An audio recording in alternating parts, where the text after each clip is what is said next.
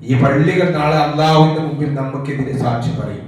അതുകൊണ്ട് വളരെ ഗൗരവത്തിൽ നമ്മൾ ആലോചിക്കുക. അള്ളാഹുവിന് ശുക്ർ ചെയ്യേണ്ടുന്ന ഏറ്റവും വലിയ ശുക്ർ, ഒരു മനുഷ്യൻ ചെയ്യുന്ന ആരാധനാ കർമ്മങ്ങളിൽ ഏറ്റവും വലുത്, നാളെ പരലോകത്ത് അല്ലാഹു വിചാരണ ചെയ്യുന്ന ആദ്യത്തെ അമല് നിസ്കാര.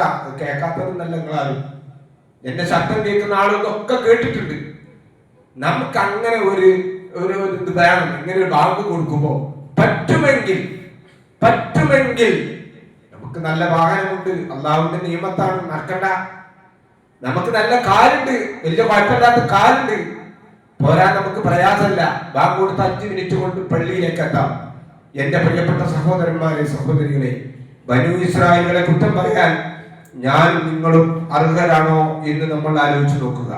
ഒരു വെള്ളിയാഴ്ച ജുമ നമസ്കാരത്തിൽ പങ്കെടുക്കുന്ന ആളുകളുടെ 5% പോലും പള്ളിയിൽ കൃത്യമായ ജമാഅത്ത് നമസ്കാരങ്ങളിൽ പങ്കെടുക്കുന്നില്ല.